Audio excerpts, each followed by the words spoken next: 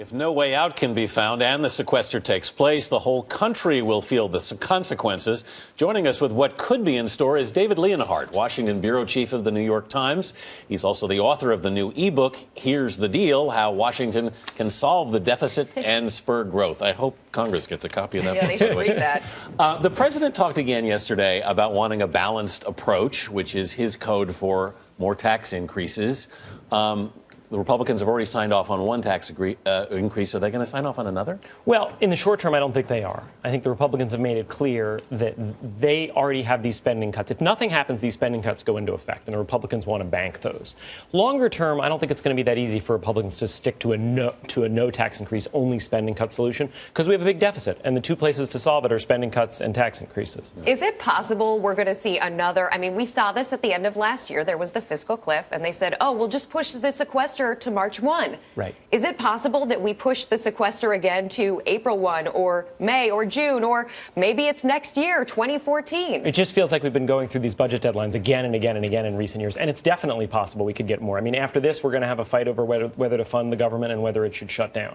And so one of the possible solutions here is we get into the sequester, things get bad with air delays, or maybe something flares in the Middle East and they decide they need to send that second aircraft carrier there, and they do exactly what you say, which is push off the sequester again.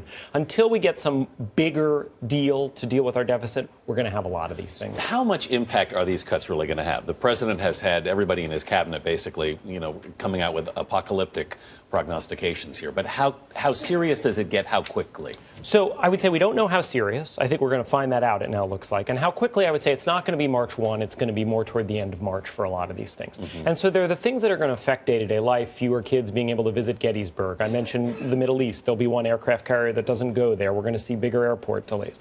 And then the second question is, what does it do to the economy? Mm-hmm. One of the things that has set this recovery apart is how much we've already cut state and local government spending. And so there's a chance this could weaken the economy this year. One of the other things that set the economy apart is the joblessness in the recovery. I mean, things have improved, but the jobless rate remains unfortunately high. What happens with those furloughs and the jobless rate in this country? So I think what we're going to see here is it's going to make it harder to bring down the unemployment rate in 2013. Already it's remained really high, in part because of how much cutting there's been at state and local levels. And now we're going to see some at federal levels. So we don't know for sure. It's possible that the housing recovery will kick in and sort of overwhelm this, but this is a reason to be more pessimistic.